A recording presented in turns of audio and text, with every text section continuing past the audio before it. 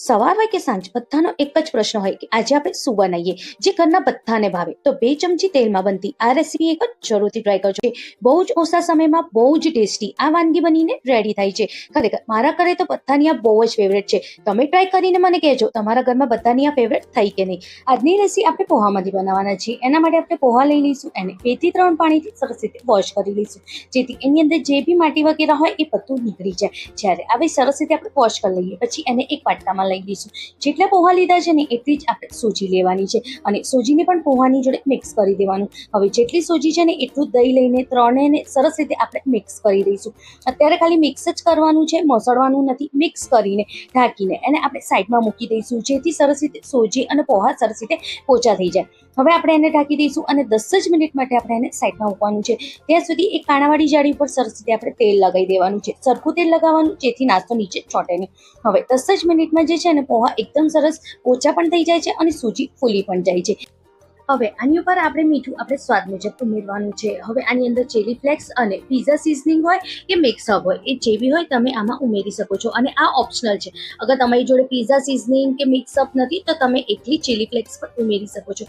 જેમ આપણે રોટલીના લોટને મસળીએ છીએ બસ એવી જ રીતે આપણે એને સરસ રીતે મસળવાનું છે, લગભગ 2 થી 2.5 મિનિટ માટે, જેથી જે લોટ છે એકદમ સરસ સોફ્ટ પણ થશે અને એકદમ સરસ લોટ બંધાઈને રેડી થઈ જશે.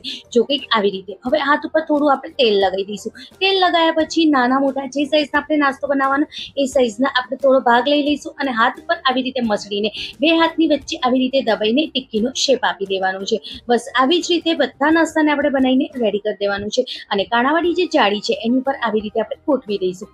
બધાની વચ્ચે થોડી થોડી જગ્યા રાખવાની, જેથી જ્યારે આપણે એને બાફીએ તો એ ફૂલશે. હવે 10 મિનિટ માટે મીડિયમ ગેસ ઉપર એને સરસ રીતે આપણે બાફી લેવાનું છે. જ્યારે એકદમ સરસ બફાઈ જાય ને તો જો કંઈક ફૂલી પણ જાય. એમાં નથી આપણે ઈનો નાખ્યું કે નથી સોડા નાખી કે નથી બેકિંગ પાવડર નાખ્યું, એ વગર પણ એકદમ સોફ્ટ આપણું આ નાસ્તો બનીને રેડી થઈ જાય છે. એને વઘાર કરવા માટે આપણે એક તોડામાં થોડું તેલ લઈ લઈશું, એની અંદર રાઈ અને જીરું એડ કરીશું. હવે જે આપણે નાસ્તો બાફીને મૂક્યું છે એ એડ કરવાનું અને સરસ રીતે આપણે એને મિક્સ કરી દેવાનું.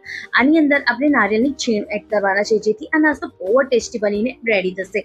હવે આની અંદર તમે ઈચ્છો તો કાળા મરી પાવડર પણ નાખી શકો છો તમારા ટેસ્ટ અનુસાર, અને થોડા લીલા દાણા એડ કરીને બધાને સરસ રીતે મિક્સ કરી દેવાનું. આ બધા ફેરી જે આપણે ગેસની ફ્લેમ છે એકદમ મધ્યમ હોવી જોઈએ, એનાથી વધારે નહીં રાખવાની. અને જો કેટલો સરસ નાસ્તો બનીને રેડી છે. આ નાસ્તો એકવાર જરૂર ટ્રાય કરજો. ગમે તો લાઈક કરજો. Thank you.